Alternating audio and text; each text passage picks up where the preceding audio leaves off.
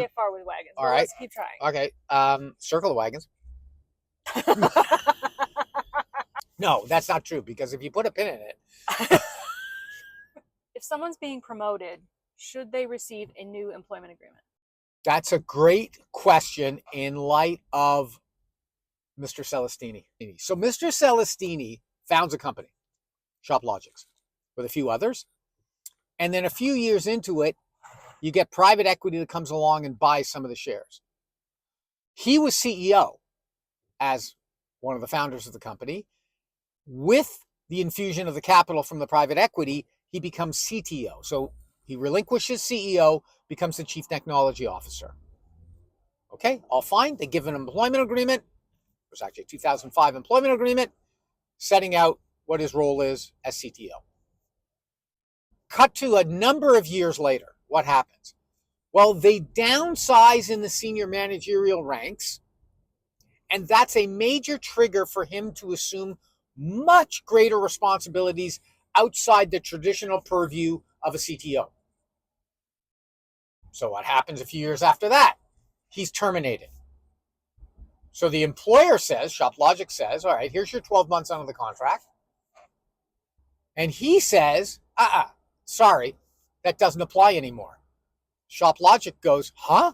What do you mean it doesn't apply anymore? It's 12 months under the contract.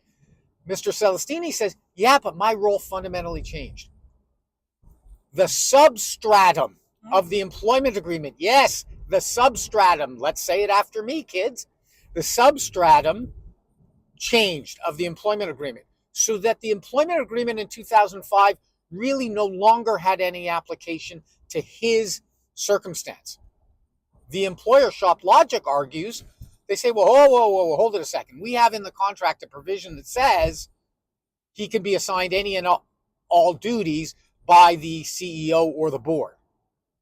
The court, and it went all the way up to the Court of Appeal in Ontario, so it's a seminal decision, they said, nah, sorry, that language is not good enough to contemplate such a fundamental change in his duties and responsibilities. So therefore, that original employment agreement falls, the termination provision of 12 months falls, and he's entitled to common law.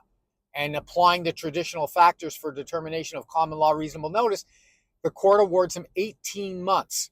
So he goes from 12 to 18 months, which in his case was about $500,000 almost to him.